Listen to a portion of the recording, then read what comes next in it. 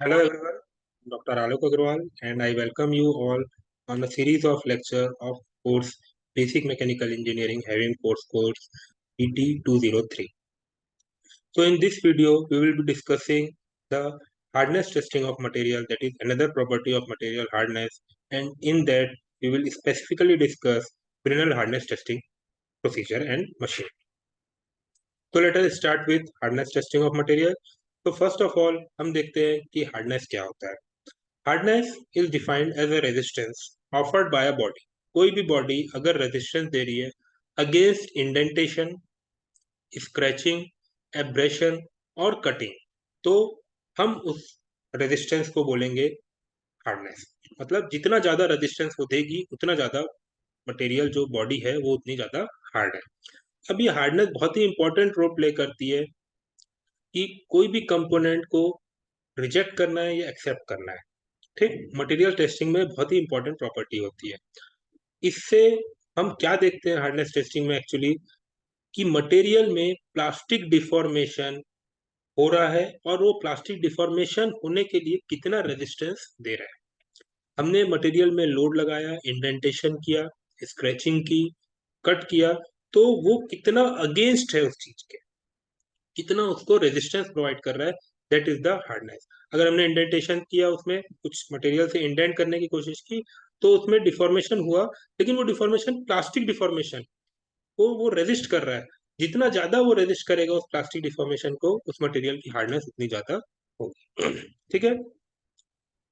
अब hardness testing कैसे होती है. हार्डनेस टेस्टिंग के तीन टाइप्स होते हैं. एक होता है ब्रिनल हार्डनेस टेस्टिंग, दूसरा होता है विकर्स हार्डनेस टेस्टिंग और तीसरा होता है रॉकवेल हार्डनेस टेस्टिंग. ये तीनों ही जो टेस्टिंग मेथड है, ये इंडेंटेशन टेस्टिंग मेथड है. इसमें हम मटेरियल में इंडेंटेशन देते हैं और उसके हिसाब से देखते हैं कि मटेरियल की हार्डनेस कैसी है, और तीनों का प्रोसीजर और मेथड सब अलग है. तो आज के इस वीडियो में हम देखेंगे ब्रिनल हार्डनेस टेस्टिंग मेथड. तो ब्रिनल हार्डनेस टेस्टिंग मेथड क्या होती है. इसमें एक स्टील बॉल होता है जिसकी हार्डनेस बहुत ज्यादा होती है और उसका डायमीटर 5 mm से लेकर 10 mm तक वेरी करता है. इस इंडेंटर से हम जिस भी मटेरियल की हार्डनेस हमको मेजर करना है, उस मटेरियल में हम एक इंडेंटेशन प्रोवाइड करते हैं by applying a specific load of around 3000 kg. अब ये लोड हम कम भी कर सकते हैं अगर हमारा मटेरियल सॉफ्ट है, तो हमारे मटेरियल के हिसाब से हम लोड को वेरी कर सकते हैं. और जब हम उस इंडेंटेशन के थ्रू उस मटेरियल पे लोड लगाते हैं, तो हम उस मटेरियल पे लोड लगाते हैं for a specific duration of time, कुछ समय के लिए लगाते हैं, और वो टाइम वेरी कर सकता है 10 सेकेंड से 30 सेकेंड तक. अब ये लोड हम कुछ समय के लिए क्यों लगाते हैं, इससे हम ये एश्योर करते हैं कि जिस मटेरियल में हम इंडेंटेशन कर रहे हैं और जो इंडेंटेशन किए हैं वो परमानेंट डिफॉर्मेशन हो जाए वहां पे. नहीं तो अगर हम लोड लगाएंगे और तुरंत हटा लेंगे तो हो सकता है वहां पे इलास्टिक डिफॉर्मेशन हो और मटेरियल वापस से अपने ओरिजिनल शेप में आ जाए. तो हमको ये एश्योर करना है कि वहां पे जो हो रहा है वो परमानेंट डिफॉर्मेशन हो, इसलिए हम कुछ समय के लिए लोड को लगा के रखते हैं. ये हमारी ब्रिनल टेस्टिंग मशीन है. ठीक, इसमें फ्रेम है जिसके ऊपर अंदर लोड लगाने का प्रावधान है कि हमको कितना लोड लगाना है वो हम यहाँ से लगाते हैं. एक बेस है, बेस के ऊपर एक टेबल सॉर्ट ऑफ है, जो टेबल ऊपर या नीचे हो सकती है, जिसको एनविल बोल रहे हैं. इसको ऊपर या नीचे करने के लिए एक रोटेटिंग व्हील है यहाँ पे, जिसको हम रोटेट करके इसको ऊपर नीचे करते हैं with the help of this lifting screw. इसके जस्ट ऊपर इंडेंटर लगा है. इंडेंटर के साइड में यहाँ पे एक देखिए माइक्रोस्कोप लगा हुआ है. जब हम इंडेंटेशन कर लेते हैं तो इंडेंटेशन को मेजर करने के लिए, उसके डायमेंशन को मेजर करने के लिए हम इस माइक्रोस्कोप का यूज करते हैं. हम अपने स्पेसिमेन को इस एनविल के ऊपर रखते हैं और इसको ऊपर की तरफ हैंड व्हील से, इस रोटेटरी व्हील से ऊपर की तरफ ले जाते हैं जब तक वो इंडेंटर को टच नहीं कर देता. तो ये सब हमारे कंपोनेंट है. इससे हम प्रोसीजर देखते हैं कि हम किस तरह से ये एक्सपेरिमेंट परफॉर्म करते हैं.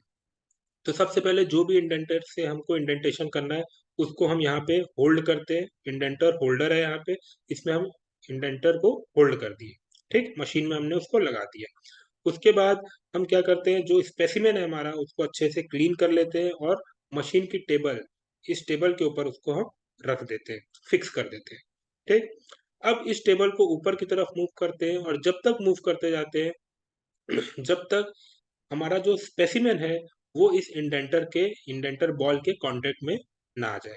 जैसे ही वो इंडेंटर बॉल के कांटेक्ट में आता है, फिर हम लीवर से इस स्पेसिमेन के ऊपर लोड अप्लाई करते हैं with the help of this indenter for a specific duration of time. ठीक। अब जो लोड है और जो टाइम है वो डिपेंड करता है हमारे सैंपल के ऊपर। अगर हमको पता है कि सैंपल हमारा ज़्यादा हार्ड है, तो हम लोड का मैग्नीट्यूड और लोड का ड्यूरेशन बढ़ा देंगे। ठीक है। इसके बाद हम उसको निकाल लेते हैं, इंडेंटर को बाहर कर लेते हैं। ठीक। और जो इंडेंटेशन हुआ है, उस सैंपल में एक इंडेंटेशन हो जाएगा, परमानेंट डिफॉर्मेशन हो जाएगा। उस डिफॉर्मेशन को हम इस माइक्रोस्कोप की हेल्प से उसके डायमीटर को मेजर कर लेते हैं। और जब हमको डायमीटर मिल जाता है, तो हम ये एक्सपेरिमेंट रिपीट करते हैं। एक ही इंडेंटेशन से हम मेजर फाइनल वैल्यू में नहीं आते, हम दूसरे सैंपल में, स्पेसिमेन में दूसरी जगह सेम प्रोसीजर करते हैं, और वहां पे भी एक इंडेंटेशन क्रिएट करते हैं, और वहां पे भी उस इंडेंटेशन का डायमीटर मेजर करते हैं। तो हमारे पास मल्टीपल डायमीटर हो जाते हैं। ठीक। उसका फिर हम एक एवरेज ले लेते हैं और उसके बाद आगे का कैलकुलेशन करते हैं। तो ये प्रोसीजर हो गया ब्रिनल हार्डनेस टेस्टिंग को मेजर करने का। अब देखिए, इस तरह से ये हमारा स्पेसिमेन है मान लीजिए, और ये हमारा इंडेंटर है। जब हमने लोड लगाया, तो ये इंडेंटर कुछ इंडेंटेशन दिया फॉर हम ये इंडेंटेशन लगाएंगे कुछ समय के लिए, और फिर इसको इंडेंटर को हटा लेंगे। जब हम इसको हटा लेंगे, तो यहाँ पे जो indentation, permanent deformation, plastic deformation हो गया है, उसके डायमेंशन को हम माइक्रोस्कोप से मेजर करेंगे, और हम देखेंगे कि उसका डायमीटर कितना है। सपोज वो डायमीटर D1 आया, और जो हमारा इंडेंटर था उसका डायमीटर D आया, तो हमारे पास तीन चीजें हमको मिल गई है। एक तो जो हमने लोड अप्लाई किया है वो F, एक इंडेंटर का डायमीटर जो हमको पहले से पता है, और एक इंडेंटेशन का डायमीटर जो कि D1 आया, जिसको हमने माइक्रोस्कोप से मेजर कर लिया। अब ये तीनों की मदद से हम एक फॉर्मूला है, that is F upon pi by 2 D in bracket D minus under root D square minus D1 square. यहाँ पे जो D है ये इंडेंटर का डायमीटर है, और D1 इंडेंटेशन का डायमीटर है, और F है अप्लाइड लोड। इन सब की वैल्यू हम रख देंगे, तो हमको हमारा HB की वैल्यू मिल जाएगी, that is called Brinell hardness number. ये जनरली ब्रिनल हार्डनेस नंबर के फॉर्म में हमको मिलता है। तो this is the procedure of performing the test in Brinell hardness testing machine, and with the help of the diameter of indenter and diameter of indentation, again with the help of applied load, we can calculate the Brinell hardness number. अब हम next देखते हैं कि इसके advantages क्या हैं और इसके डिसएडवांटेजेस क्या हैं। तो एडवांटेजेस में सबसे पहले ये है कि अगर जिस भी स्पेसिमेन का हम हार्डनेस मेजर कर रहे हैं, अगर उसमें कुछ स्क्रैचेस हैं या उसमें कुछ रफनेस है, तो भी हम उसको इस टेस्ट से मेजर कर सकते हैं उस मटेरियल का हार्डनेस। ठीक है। वो सब स्क्रैच और रफनेस का इसमें बहुत कम इन्फ्लुएंस होता है।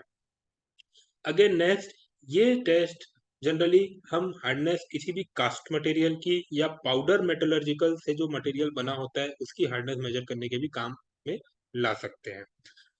तीसरा सबसे बड़ा एडवांटेज है इसका कि इसको, इस मशीन को यूज करके हार्डनेस टेस्ट करने का जो प्रोसीजर है वो बहुत ही सिंपल है, और बहुत आसानी से हम इसको मेजर कर सकते हैं, और ये जो वैल्यू देता है वो बहुत एक्यूरेट रिजल्ट भी हमको प्रोवाइड करता है।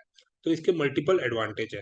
अब इसका डिसएडवांटेज क्या है, देखिए कि जो थिन मटेरियल होता है, जिसकी थिकनेस कम होती है, उसको इससे हार्डनेस मेजर करना मुश्किल होता है, क्योंकि जब हम इंडेंटर से इंडेंटेशन करते हैं, तो अगर इंडेंटेशन बहुत ज्यादा हो गया, उसकी थिकनेस अगर कम हुई, तो क्या होगा, मटेरियल में ब्रेकेज आ जाएगा। तो इस यहाँ पे मटेरियल को ब्रेक नहीं करना है, हमको सिर्फ प्लास्टिक डिफॉर्मेशन क्रिएट करना है।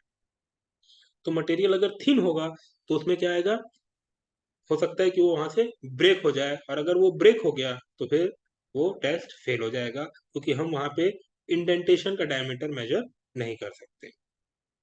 अगेन यहाँ पे ये हो सकता है कि जो बॉल है, जो इंडेंटर की बॉल है, वो अगर हम किसी बहुत ज्यादा हार्ड मटेरियल में यूज कर दिए, तो बॉल में ही डिफॉर्मेशन आ जाए, क्योंकि जो चीज ज्यादा हार्ड रहेगी वो कम हार्डनेस वाली चीज में डिफॉर्मेशन करेगा।